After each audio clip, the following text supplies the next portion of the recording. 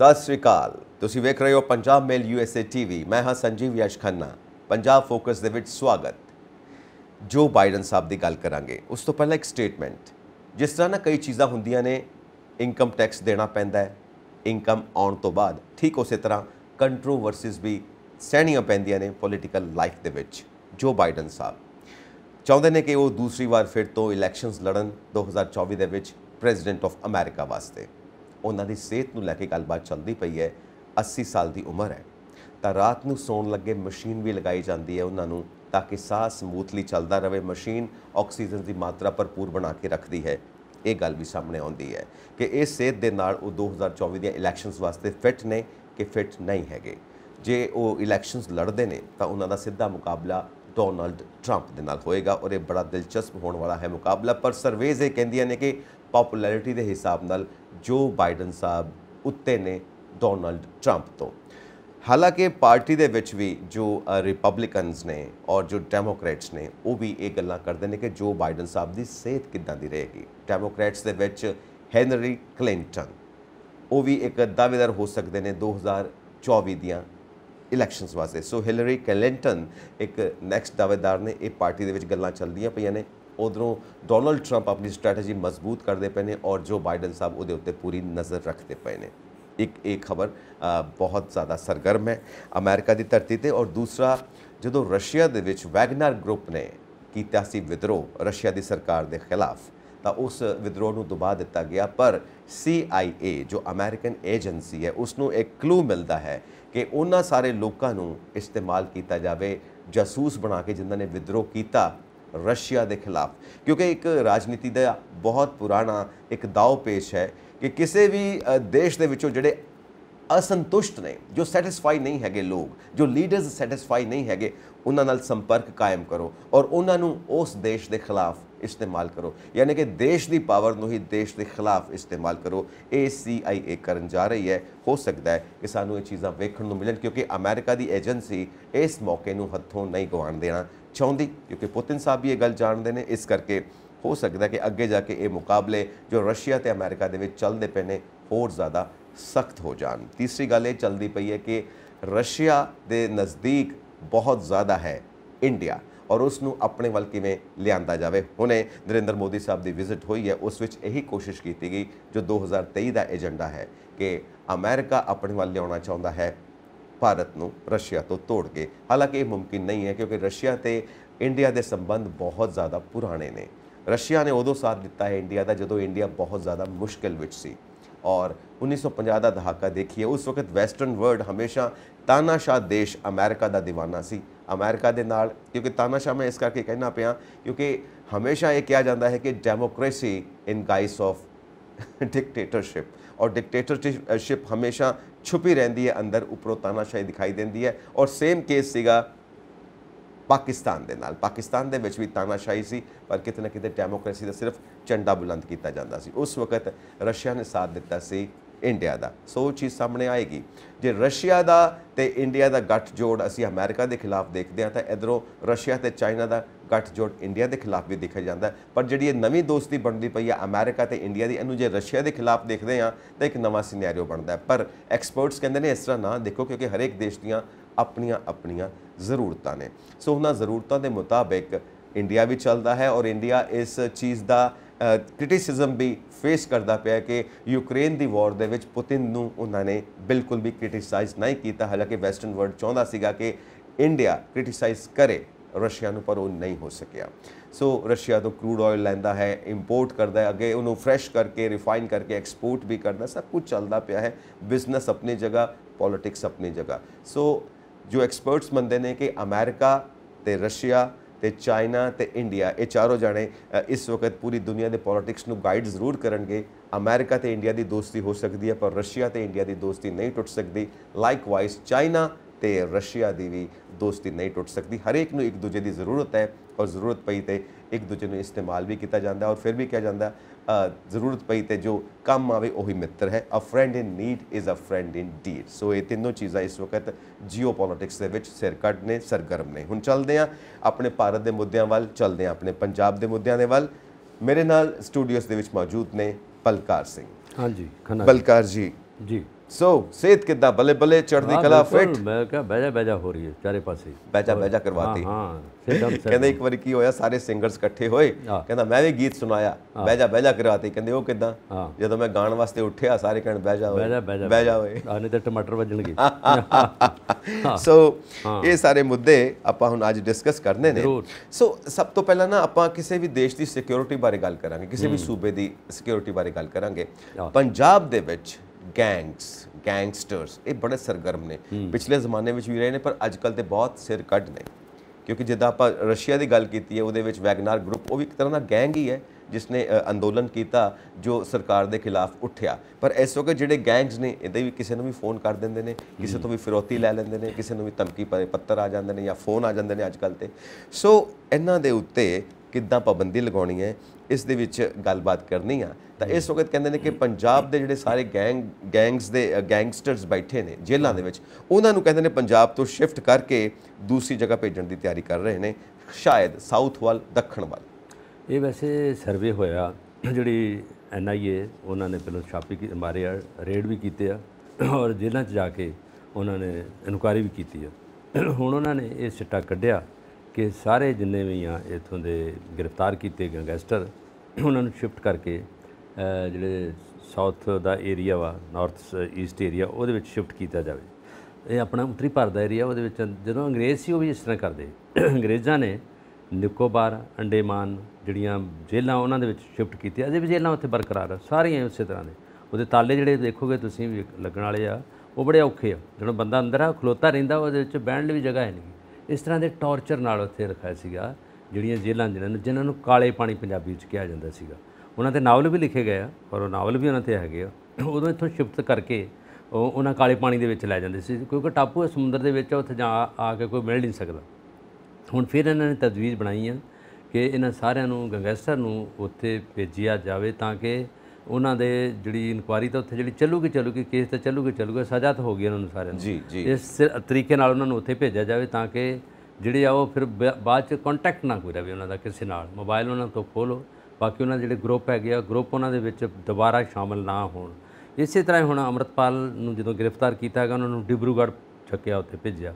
ਉਹਦੇ ਨਾਲ ਦੇ ਮੁੰਡੇ ਜਿਹੜੇ ਆ, ਉਹਨਾਂ 'ਤੇ ਵੀ ਜਿਹੜਾ ਦੇਸ਼ ਧਰੋਹ ਦਾ ਕੋਈ ਇਸ ਤਰ੍ਹਾਂ ਦਾ ਲਾ ਕੇ ਤੇ ਉਹ ਸਾਰੀ ਧਾਰਾ ਲਾ ਕੇ ਤੇ ਉੱਥੇ ਭੇਜਤਾ ਇਹਨਾਂ ਨੂੰ ਡਿਬਰੂਗੜ੍ਹ ਜੇਲ੍ਹ ਦੇ ਵਿੱਚ। ਹੁਣ ਉਹਨਾਂ ਦੇ ਮਾਂ ਪਿਓ ਬੜੀ ਮੁਸ਼ਕਿਲ ਨਾਲ ਜਾ ਰਹੇ ਉੱਥੇ ਮਿਲਣ ਲਈ, ਉਹਨਾਂ ਦੀ ਫੈਮਿਲੀ, ਉਹਦੀ ਵਾਈਫ ਵੀ ਅੰਮ੍ਰਿਤਪਾਲ ਦੀ, ਉਹਦੇ ਨਾਲ ਮੁੰਡੇ ਹੋਰ ਵੀ ਫੜਿਆ। ਇਹ ਪਹਿਲਾਂ ਹੀ ਸ਼ੁਰੂ ਹੋ ਗਿਆ ਸੀਗਾ, ਹੁਣ ਦੁਬਾਰਾ ਇਹਨਾਂ ਨੇ ਸ਼ੁਰੂ ਕੀਤਾ। ਇਹਦੇ ਵਿੱਚ ਜਿਹੜਾ ਬਿਸ਼ਨੋਈ ਆ, ਜਿੰਨੇ ਕਤਲ ਦਾ ਨਾਂ ਲੱਗ ਰਿਹਾ ਵਾ ਸਿੱਧੂ ਮੂਸੇਵਾਲੇ ਦਾ, ਉਹਦੀ ਵੀ ਬਣ ਗਈ ਆ ਕਿ ਉਹਨੂੰ ਵੀ ਉੱਥੋਂ ਸ਼ਿਫਟ ਕਰਕੇ ਉਸ ਜੇਲ੍ਹ ਤੋਂ, ਪੰਜਾਬ ਦੀ ਜੇਲ੍ਹ ਤੋਂ ਉੱਥੇ ਭੇਜਿਆ ਜਾਊਗਾ, ਕਾਲੇ ਪਾਣੀ ਦੀ ਜੇਲ੍ਹ 'ਚ। ਇਹ ਵੈਸੇ ਇਹ ਟਾਈਮ ਤਾਂ ਅੰਗਰੇਜ਼ਾਂ ਦਾ ਸੀਗਾ, ਪਰ ਹੁਣ ਫਿਰ ਸਖਤੀ ਵਰਤੀ ਜਾ ਰਹੀ ਹੈ ਇਹਦੇ ਵਿੱਚ ਕਿ ਇਹ ਕੰਮ ਜਿਹੜਾ ਹੋਊਗਾ ਦੁਬਾਰਾ ਫੌਰੀ ਤੌਰ 'ਤੇ ਇਹਨਾਂ ਨੇ ਮਨਾ ਲਿਆ ਵੀ ਸਰਕਾਰ ਨੂੰ, ਪੰਜਾਬ ਸਰਕਾਰ ਨੂੰ ਵੀ, ਕਿ ਇਹਦੇ ਨਾਲ ਸ਼ਾਂਤੀ ਹੋ ਜਾਊਗੀ। ਜੇ ਅਸੀਂ ਆਂਦਾ ਇਹਨਾਂ ਨੂੰ ਇੱਥੇ ਰੱਖਦੇ, ਫਿਰ ਇਹਨਾਂ ਦੇ ਲਿੰਕ ਬਣੇ ਰਹਿੰਦੇ ਆ। ਬਿਸ਼ਨੋਈ ਦੀ ਤਾਂ ਕਈ ਵਾਰੀ ਇੰਟਰਵਿਊ ਆ ਗਈ ਹੈ ਕਈ ਪ੍ਰਾਈਵੇਟ ਚੈਨਲਾਂ 'ਤੇ, ਔਰ ਉਹਦੇ ਵਿੱਚ ਕਈ ਫੇਸਬੁੱਕ 'ਤੇ ਵੀ ਚੱਲ ਚੁੱਕੀ ਹੈ। ਉਹਨੇ ਦੱਸਿਆ ਕਿ ਮੈਂ ਬਠਿੰਡਾ ਤੋਂ ਬੋਲ ਰਿਹਾ, ਫਿਰ ਮੈਂ ਕਿਹਾ ਮਾਨਸਾ ਤੋਂ ਬੋਲ ਰਿਹਾ। ਉਹ ਪਤਾ ਨਹੀਂ ਕੀ ਕੁਛ ਹੋ ਗਿਆ। ਔਰ ਗੋਂਦਵਾਲ ਦੀ ਜੇਲ੍ਹ ਦੇ ਵਿੱਚ ਵੀ ਮੁੰਡਾ ਸ਼ਰੇਆਮ ਮਾਰਤਾ ਸੀ ਉਹਨਾਂ ਨੇ, ਔਰ ਮੁੰਡੇ ਬਾਹਰੋਂ ਆਏ, ਉਹਨਾਂ ਨੇ ਆ ਕੇ ਬਾਹਰ ਕੱਢ ਕੇ ਮਾਰਤਾ, ਔਰ ਜਿਹੜੇ ਅਧਿਕਾਰੀ ਉਹ ਵਹਿੰਦੇ ਰਹਿ ਗਏ। ਇਹ ਜੇਲ੍ਹਾਂ ਦੀ ਗੱਲ ਹੈ, ਇਹਨਾਂ ਨੂੰ ਸੁਧਾਰ ਘਰ ਨਹੀਂ ਬਣਾਇਆ ਹੈ। ਇਹਦੇ ਵਿੱਚ ਤਾਂ ਉਹ ਪਤਾ ਨਹੀਂ ਕਿਸ ਤਰ੍ਹਾਂ ਅੰਦਰ ਘੁੱਸ ਜਾਂਦੇ। ਔਰ ਇਹਦੇ ਵਿੱਚ ਜਦੋਂ ਉਹ ਅੰਦਰ ਆ ਜਾਂਦੇ ਤਾਂ ਸਾਡੀ ਜਿਹੜੀ ਇਹ ਸੁਰੱਖਿਆ ਬਲ ਨੇ, ਜਾਂ ਸਾਡੀ ਆਰਮੀ ਆ, ਜਾਂ ਸਾਡੀ ਪੁਲਿਸ ਆ, ਉਹਦੇ ਹੱਥੋਂ ਤੀਰ ਨਿਕਲ ਜਾਂਦਾ। ਮੁੰਡੇ ਹਾਵੀ ਹੋ ਜਾਂਦੇ ਆ ਹਰ ਜਗ੍ਹਾ ਹੀ, ਜਿੱਥੇ ਵੀ ਜਾਂਦੇ ਆ। ਔਰ ਇਹਨਾਂ ਨੇ ਐਤਕੀ ਸਰਵੇ ਕੀਤਾ ਜਿਹੜਾ ਨਹੀਂ, ਉਹਦੇ ਕਈ ਜਗ੍ਹਾ 'ਤੇ ਛਾਪੇ ਲੱਗੇ ਆ, ਉਹਨਾਂ ਨੇ ਰੇਡ ਕੀਤੇ, ਉਹਨਾਂ ਨੇ ਪਤਾ ਕਰ ਲਿਆ। ਹੁਣ ਉਹਨਾਂ ਨੇ ਡਿਸਾਈਡ ਕਰ ਲਿਆ ਕਿ ਇਹਨਾਂ ਨੂੰ ਕਾਲੇ ਪਾਣੀ ਦੇ ਸੁੱਟੋ, ਜਿਹੜੇ ਅੰਡੇਮਾਨ ਅਤੇ ਨਿਕੋਬਾਰ ਦੇ ਵਿੱਚ ਬਣਾਏ ਆ, ਜਿਨ੍ਹਾਂ ਨੂੰ ਸੈਲਾਨੀ ਵੈਸੇ ਵੇਖਣ ਜਾਂਦੇ ਸੀ ਪਹਿਲਾਂ। ਬਹੁਤ ਵਧੀਆ ਜਗ੍ਹਾ ਹੈਗੀ ਆ। ਉੱਥੇ ਪੰਜਾਬੀਆਂ ਨੇ ਬੜੇ ਵਧੀਆ ਔਰਚਰਡ ਬਾਗ ਲਾਏ ਆ ਉਸ ਏਰੀਆ 'ਚ, ਜਿਹੜੀ ਆਬਾਦ ਕਰਤੀ ਇਹਨਾਂ ਨੇ। ਪਹਿਲਾਂ ਬੇਆਬਾਦ ਸੀਗੇ, ਸਾਰੀ ਸਮੁੰਦਰ ਦਾ ਏਰੀਆ ਸੀਗਾ, ਉਹ ਚਾਹੁੰਦਾ ਕੋਈ ਨਹੀਂ ਸੀਗਾ। ਹੁਣ ਕੁਝ ਇਹ ਜਿਹੜੇ ਹੈਗੇ ਆ ਮੁੰਡੇ ਮਾਨਸਾ ਤੋਂ, ਮਾਲਵੇ ਤੋਂ, ਬਠਿੰਡਾ ਤੋਂ, ਕੁਝ ਪੰਜਾਬ 'ਚੋਂ, ਇਹਨਾਂ ਜ਼ਮੀਨ ਖਰੀਦੀ ਉੱਥੇ 100 ਏਕੜ ਜ਼ਮੀਨ ਖਰੀਦ ਕੇ ਉੱਥੇ ਸਾਰੀ ਸਬਜ਼ੀ ਔਰ ਬਾਗ ਲਾਤੇ ਉੱਥੇ, ਔਰ ਫਲਦਾਰ ਬੂਟੇ ਜਿਹੜੇ ਬੜੇ ਲੱਗੇ ਆ। ਔਰ ਉਹਨਾਂ ਨੂੰ ਜੇ ਇੱਕ ਕੋਈ ਵੀਡੀਓ 'ਤੇ ਦੇਖੋ, ਉਹਦੇ 'ਚ ਉਹਨਾਂ ਨੇ ਕਿਹਾ ਕਿ ਅਸੀਂ ਬਾਹਰਲੇ ਦੇਸ਼ਾਂ 'ਚ ਵੀ ਭੇਜ ਰਹੇ ਹਾਂ ਇੱਥੋਂ ਫਰੂਟ। ਇਹਦੇ ਵਿੱਚ ਡਰਾਈ ਫਰੂਟ ਵੀ ਬੀਜਿਆ ਹੈਗਾ, ਜਿਹਦੇ ਵਿੱਚ ਸਬਜ਼ੀਆਂ ਵੀ ਹੈਗੀਆਂ। ਹੁਣ ਤਾਜ਼ੀਆਂ ਸਬਜ਼ੀਆਂ ਲੋਕ ਖਾ ਰਹੇ ਆ, ਨਹੀਂ ਤਾਂ ਪਹਿਲਾਂ ਕੁਛ ਨਹੀਂ ਸੀ ਉੱਥੇ, ਜੰਗਲ ਹੀ ਬਣ ਗਿਆ ਸੀ। ਜੰਗਲ ਨੂੰ ਆਬਾਦ ਕਰ ਦਿੱਤਾ ਉਹਨਾਂ ਨੇ। ਪਰ ਜਿਹੜੀਆਂ ਜੇਲ੍ਹਾਂ ਨੇ ਉਹ ਐਜ਼ ਸੱਚ ਉਸੇ ਤਰ੍ਹਾਂ ਅੰਗਰੇਜ਼ਾਂ ਦੀਆਂ ਬਣੀਆਂ ਜੇਲ੍ਹਾਂ ਹੈਗੀਆਂ। ਤੁਸੀਂ ਉਹਦਾ ਦਰਵਾਜ਼ਾ ਵੇਖੋਗੇ ਨਾ, ਉਹਦਾ ਗੇਟ ਜਿਹੜਾ ਹੈਗਾ, ਗੇਟ ਜਦੋਂ ਬੰਦ ਹੋ ਗਿਆ ਉਹਦਾ ਲੌਕ ਬਾਹਰ ਹੈਗਾ, ਲੌਕ ਬਾਹਰ ਲੱਗੋ ਕਿ ਕੈਦੀ ਨੂੰ ਪਤਾ ਨਹੀਂ ਕਿ ਲੌਕ ਕਿੱਥੇ ਹੈਗਾ, ਛੁੱਟ ਨਹੀਂ ਸਕਦਾ, ਉੱਥੋਂ ਨਿਕਲ ਨਹੀਂ ਸਕਦਾ। ਉਹ ਇਸ ਕਰਕੇ ਨਹੀਂ ਨਿਕਲ ਸਕਦਾ ਕਿ ਉਹਨੂੰ ਪਤਾ ਨਹੀਂ ਕਿੱਧਰ, ਇੱਕ ਵਾਰੀ ਅੰਦਰ ਵਾੜਤਾ ਬਾਅਦ 'ਚ ਨਹੀਂ ਕੱਢਣਾ ਉਹਨਾਂ ਨੇ। ਕਈ ਉੱਥੇ ਮਰੇ ਵੀ ਆ। ਔਰ ਬਾਬਾ ਰਾਮ ਸਿੰਘ ਜਿਹੜੇ ਹੈਗੇ ਆ ਭੈਣੀ ਸਾਹਿਬ ਤੋਂ ਆਏ ਸੀਗੇ, ਉਹਨਾਂ ਨੂੰ ਜਦੋਂ ਇੱਥੋਂ ਲੈ ਕੇ ਗਏ ਅੰਗਰੇਜ਼, ਜਦੋਂ ਉਹਨਾਂ ਦੇ ਤੇ ਦੇਸ਼ ਧਰੋਹ ਦਾ ਜਾਂ ਇਸ ਤਰ੍ਹਾਂ ਦਾ ਮੁਕੱਦਮਾ ਇਹਨਾਂ ਨੇ ਚਲਾਇਆ ਸੀ ਅੰਗਰੇਜ਼ਾਂ ਨੇ, ਫਿਰ ਉਹਨਾਂ ਨੂੰ ਸਜ਼ਾ ਹੋ ਗਈ ਸੀ ਉੱਥੋਂ ਦੀ ਕਾਲੇ ਪਾਣੀ ਦੀ।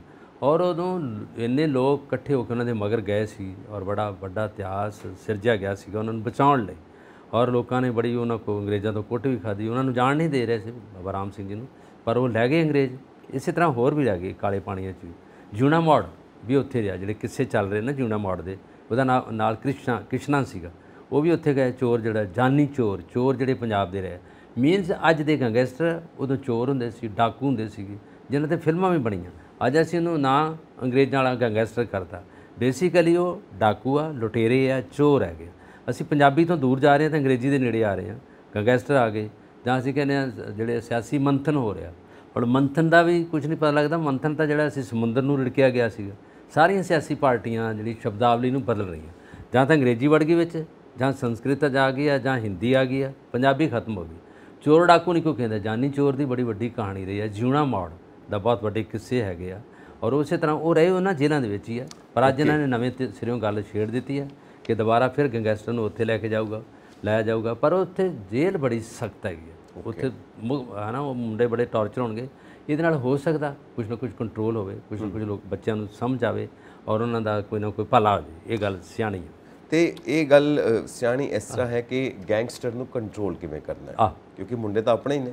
ਜੇ ਸਹੀ ਰਸਤੇ ਤੇ ਆ ਜਾਣ, ਜੇ ਉਹਨਾਂ ਨੂੰ ਸਹੀ ਰਸਤੇ ਤੇ ਲਿਆਂਦਾ ਜਾ ਸਕੇ ਤਾਂ ਬਹੁਤ ਵਧੀਆ ਗੱਲ ਹੈ। ਚਾਹੇ ਹਰਿਆਣੇ ਦੇ, ਚਾਹੇ ਪੰਜਾਬ ਦੇ, ਚਾਹੇ ਪਾਕਿਸਤਾਨ ਦੇ, ਮੁੰਡੇ ਤੇ ਪੰਜਾਬ ਦੇ ਹੀ ਆ। ਬਿਲਕੁਲ। ਤੇ ਗੈਂਗਸਟਰ ਦੀ ਇੱਕ ਹੋਰ ਵੀ ਗੱਲ ਹੋਈ ਹੈ ਬਲਕਾਰ ਜੀ, ਜਿਹੜੇ ਮਾਨ ਸਾਹਿਬ ਕਹਿੰਦੇ ਨੇ ਕਿ ਮੈਂ ਪੂਰੀ ਰਿਪੋਰਟ ਲਊਂਗਾ ਔਰ ਜਿੱਥੇ ਐਕਸ਼ਨ ਦੀ ਲੋੜ ਹੋਏਗੀ ਉੱਥੇ ਐਕਸ਼ਨ ਵੀ ਲਊਂਗਾ। ਇੱਕ ਗੈਂਗਸਟਰ ਸੀਗੇ ਮੁਖਤਾਰ ਅੰਸਾਰੀ, ਜਿਨ੍ਹਾਂ ਦੇ ਉੱਤੇ ਤਕਰੀਬਨ 55 ਲੱਖ ਰੁਪਏ ਖਰਚ ਕੀਤੇ ਗਏ ਔਰ ਉਹ ਪੰਜਾਬ ਸਰਕਾਰ ਨੇ ਸਾਰਾ ਖਰਚਾ ਬੇਅਰ ਕੀਤਾ, ਚਾਹੇ ਕੋਰਟ ਦਾ ਖਰਚਾ ਸੀ, ਚਾਹੇ ਉਹਨਾਂ ਨੂੰ ਲਿਆਉਣ ਦਾ ਰੱਖਣ ਦਾ ਸਾਰਾ ਖਰਚਾ, 55 ਲੱਖ ਰੁਪਈਆ। ਤੇ ਕੈਪਟਨ ਸਾਹਿਬ ਤੇ ਰੰਧਾਵਾ ਸਾਹਿਬ, ਇਹ ਸਭ ਨਾਮ ਵੀ ਵਿੱਚ ਲਿੱਤੇ ਜਾ ਰਹੇ ਨੇ। ਮਾਨ ਸਾਹਿਬ ਬੜੇ ਸਖਤ ਹੋਏ ਨੇ, ਗੱਲ ਕੀ ਬਣੀ? ਅਸਲ 'ਚ ਇਹ ਤੁਹਾਡੀ ਗੱਲ ਵੈਸੇ ਸਹੀ ਆ। ਤੁਸੀਂ ਆ ਜਿਹੜਾ ਇਹਦੇ ਨਾਲ ਗੈਂਗਸਟਰ ਤੋਂ ਬਾਅਦ ਇਹਨਾਂ ਜੋੜ ਲਿਆ, ਵੈਸੇ ਇਹ ਇਹਦੀ ਹਿੱਸਾ ਹੀ ਬਣਦਾ ਹੈਗਾ। ਜਿਹੜੇ ਮੁਖਤਾਰ ਅੰਸਾਰੀ ਆ, ਇਹਨਾਂ ਨੂੰ ਰੋਪੜ ਜੇਲ੍ਹ ਦੇ ਵਿੱਚ ਇੱਥੇ ਲਿਆਂਦਾ ਗਿਆ, ਸ਼ਿਫਟ ਕਰਕੇ ਯੂਪੀ ਤੋਂ। ਔਰ ਦੇਖੋ ਅਸੀਂ ਬਾਹਰ ਭੇਜ ਰਹੇ ਹਾਂ ਆਪਣੇ ਗੈਂਗਸਟਰ, ਜਿਹੜੇ ਆਪਣੇ ਮੁੰਡੇ ਉਹਨਾਂ ਨੂੰ ਅਸੀਂ ਬਾਹਰ ਭੇਜ ਰਹੇ ਹਾਂ ਤੇ ਪੰਜਾਬ 'ਚ ਉੱਧਰੋਂ ਆ ਰਹੇ ਆ। ਇਹ ਵੇਖੋ ਕਿੱਡੀ ਜਿਹੜੀ ਆ ਗੱਲ ਉਲਟੀ ਗੱਲ ਆ, ਉਲਟੀ ਵਾੜ ਖੇਤ ਕੋ ਖਾਏ ਵਾਲੀ ਗੱਲ ਆ। ਇਹ ਖੇਤ ਨੂੰ ਖਾ ਰਹੀ ਹੈ, ਖੇਤ ਪੰਜਾਬ ਦਾ। ਫਿਰ ਹੁਣ ਇਹ ਗੱਲ ਇਹ ਨੱਪੀ ਪਈ ਸੀ, ਚੁੱਪ ਸੀਗੀ, ਪਰ ਭਗਵੰਤ ਮਾਨ ਨੇ ਕੱਢ ਲਈ ਹੈ, ਕਿਉਂਕਿ ਉਹਦੇ ਕੋਲ ਇਸ ਵੇਲੇ ਪਾਵਰ ਹੈ, ਤਾਕਤ ਹੈਗੀ ਆ, ਲੋਕਾਂ ਨੇ ਨੁਮਾਇੰਦਾ ਬਣ ਕੇ ਗਿਆ ਹੈਗਾ। ਜਦੋਂ ਇਹ ਗੱਲ ਪੁੱਟੀ ਆ, ਉਹ ਖਿੱਦੋ ਖੋਲ੍ਹੋ ਅਤੇ ਲੀਰਾਂ ਨਿਕਲਦੀਆਂ, ਲੀਰਾਂ ਹੀ ਨਿਕਲੀਆਂ। ਹੁਣ ਉਹਨੇ ਬੜਾ ਸਖਤ ਹੋ ਕੇ ਕਹਿਤਾ ਕਿ ਇਹ ਕੈਪਟਨ ਸਾਹਿਬ ਦੀ ਸਰਕਾਰ ਸੀ, ਕੈਪਟਨ ਸਾਹਿਬ ਦੀ ਮੈਂ 39 ਮਹੀਨਿਆਂ ਦੀ ਪੈਨਸ਼ਨ ਕੱਟੂੰਗਾ ਜਾਂ ਸਹੂਲਤਾਂ ਕੱਟੂੰਗਾ। ਸੁਖਜਿੰਦਰ ਰੰਧਾਵਾ ਜੀ ਉਦੋਂ ਜੇਲ੍ਹ ਮੰਤਰੀ ਸੀ, ਉਹਨਾਂ ਦੀ ਤਨਖਾਹ ਵੀ ਇਸੇ ਤਰ੍ਹਾਂ ਕੱਟੂੰਗਾ। ਨਾਲ ਦੇ ਜਿਹੜੇ ਜਿਨ੍ਹਾਂ ਨੇ ਹੁਕਮ ਕੀਤੇ ਆ ਉਹ ਵੀ ਮੰਤਰੀ ਮੈਂ ਫੜੂੰਗਾ ਔਰ ਉਹਨਾਂ ਕੋਲ ਮੈਂ ਕੋਈ ਸਜ਼ਾ ਤਾਂ ਨਹੀਂ ਦੇਵਾਂਗਾ, ਪਰ ਪੈਸਾ ਲੋਕਾਂ ਦਾ ਵਾਪਸ ਲਿਆਉਂਗਾ 55 ਲੱਖ। ਔਰ ਉਹਦੇ ਵਿੱਚ ਜਿਹੜਾ ਮੁਖਤਾਰ ਅੰਸਾਰੀ ਆ, ਉਹਨੂੰ ਹੁਣ ਦੇਖੋ ਪੰਜਾਬ 'ਚ ਕੋਈ ਜੰਗਲ ਸੀਗਾ ਜਾਂ ਪੰਜਾਬ ਕੋਈ ਹਿਮਾਲਾ ਦੇ ਨਾਲ ਲੱਗਦਾ ਸੀਗਾ ਜਿੱਥੇ ਉਹਨੂੰ ਜੇਲ੍ਹ ਕੀਤੀ ਗਈ ਹੈ। ਔਰ ਅੱਜ ਜਦੋਂ ਇਹਨਾਂ ਨੇ ਕੀਤਾ ਤਾਂ ਮੋੜਵਾਂ ਜਵਾਬ ਸੁਖਜਿੰਦਰ ਰੰਧਾਵਾ ਜੀ ਨੇ ਦਿੱਤਾ ਵੀ ਕਹਿੰਦੇ ਇਹਨਾਂ ਨੂੰ ਇਹ ਪੜ੍ਹੇ ਨਹੀਂ ਗਏ ਹੈਗੇ ਭਗਵੰਤ ਮਾਨ ਜੀ, ਇਹਨਾਂ ਨੂੰ ਥੋੜ੍ਹੀ ਜਿਹੀ ਸਮਝ ਨਹੀਂ ਹੈਗੀ, ਇਹ ਲੀਗਲੀ ਤੌਰ 'ਤੇ ਇਹਨਾਂ ਨੂੰ ਪਤਾ ਨਹੀਂ ਹੈਗਾ। ਇਹ ਗ੍ਰਹਿ ਮੰਤਰਾਲੇ ਵੱਲੋਂ ਹੁਕਮ ਹੁੰਦੇ ਆ, ਜੇਲ੍ਹ ਮੰਤਰੀ ਵੱਲੋਂ ਨਹੀਂ ਹੋਏ।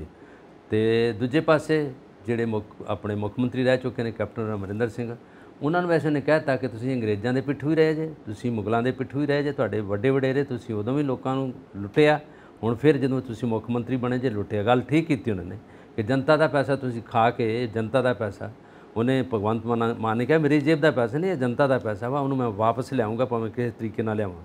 ਹੁਣ ਇਹਨਾਂ ਨੂੰ ਲੱਗੀ ਆ ਅੰਦਰੋਂ ਧੁੜਕੀ ਔਰ ਇਹ 'ਚ ਕੈਪਟਨ ਸਾਹਿਬ ਨੇ ਕਹਿਤਾ ਕਿ ਇਹਨੂੰ ਅਕਲ ਨਹੀਂ, ਰਾਜ ਕਰਨ ਦਾ ਪਤਾ ਨਹੀਂ ਹੈਗਾ, ਇਹਨੂੰ ਸਮਝ ਨਹੀਂ ਹੈਗੀ। ਦੱਸ ਲੋਕਾਂ ਨੇ ਮੂਰਖ ਚੁਣ ਦਿੱਤਾ ਜਦੋਂ ਬਣ ਗਿਆ ਹੈਗਾ।